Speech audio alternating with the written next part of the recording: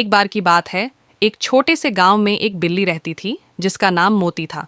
मोती बहुत ही प्यारी और चंचल थी, लेकिन एक छोटी सी परेशानी थी। वह बहुत आलसी थी।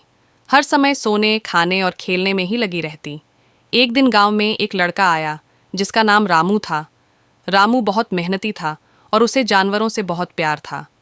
एक दिन रामू ने देखा कि मोती सो रही थी और उसकी आंखों के पास एक चूहा दौड़ रहा था।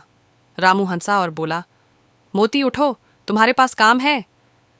मोती ने आंखें खोली और कहा, रामू भाई, मैं तो सोने के लिए बनी हूँ, काम करने के लिए नहीं। रामू हंसा और बोला, अगर तुम काम नहीं करोगी तो चूहा तुम्हारे खाने की चीज़ें खा जाएगा। मोती घबराई और एकदम उठ गई। वह दौड़कर चूहे के पीछे भागी, लेकिन वह इतनी आलसी थी कि जैसे ही उसने चूहे को पकड़ा, वह थक गई और सोने चली गई। रामू हंसा और फिर से कहा, मोती, तुम्हें मेहनत करनी चाहिए। तभी मोती ने एक आइडिया सोचा। उसने रामू से कहा, अगर तुम मेरी मदद करोगे तो मैं तुम्हारे साथ काम करूंगी। रामू हैरान हुआ और बोला, क्या मदद चाहिए? मोती ने कहा, मैं तुम्हारे खेत में काम करूंगी, लेकिन तुम मुझे हर दिन दूध देंगे और मेरी पसंदीदा मछली भी।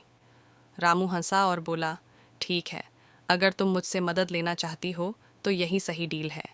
इसके बाद मोती और रामू ने मिलकर खेतों में काम करना शुरू किया। मोती मटर और गाजर की झाड़ियाँ उखाती और रामू फसल काटता।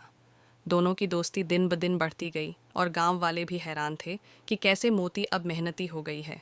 अंत में मोती और रामू की दोस्ती और मेहनत ने गांव में एक अच्छी फसल उगाई और सबने मिलकर खुशी खुशी त्योहार मनाया।